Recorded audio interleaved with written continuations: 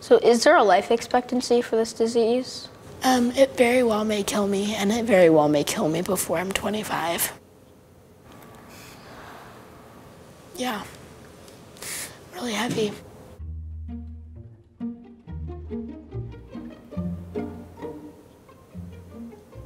Did you know anything about who you're gonna be meeting beforehand?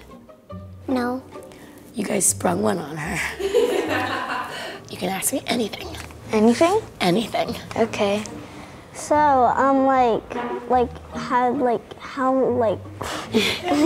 Clearly, I'm in a wheelchair.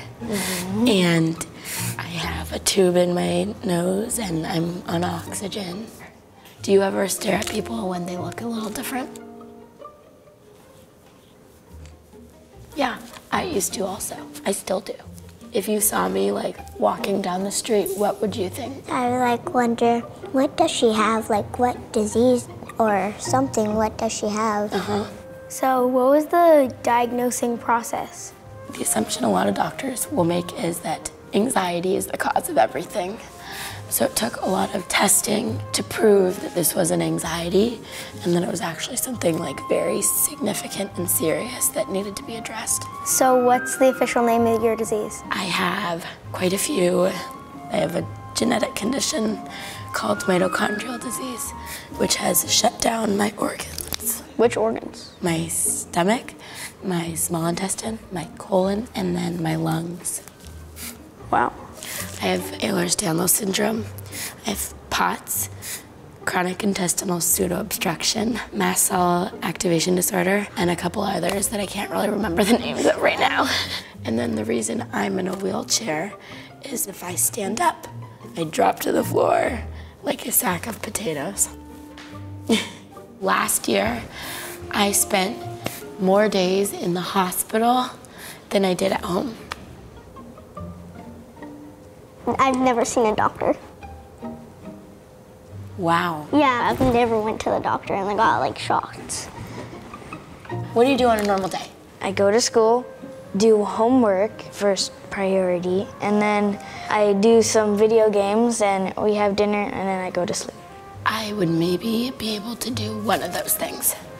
So the mitochondrial disease means that things that require energy inside my body don't work. I mean, if they didn't work at all, I'd be dead. How long have you had this sickness? I got sick 4 years ago. I was 15 in high school.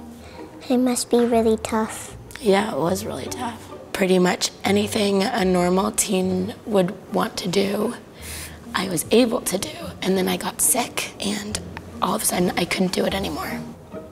That sure would ruin my life because my life is running. I do soccer, basketball. I was gonna do softball, but then my dad forgot to sign me up. I used to play softball before I got sick.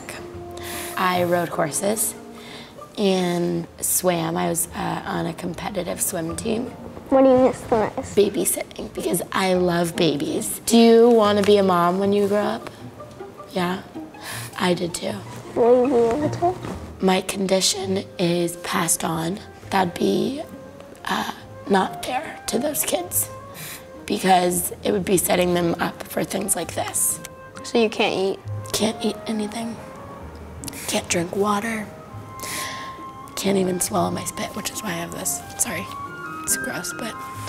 Do you eat veggies or fruits? I can't eat anything.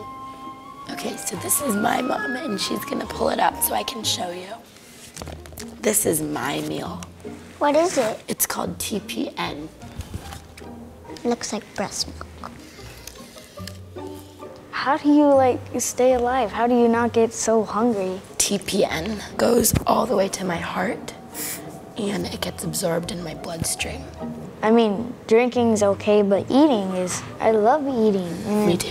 What was the last thing you ever ate? Sweet potato fries. Will you ever get better? So currently there's no cure for mitochondrial disease and there's no cure for any of the other diseases I have. Do you think in the future, this is kind of a dumb question, but no dumb questions. do you think in the future there's going to be a more effective way of treating this?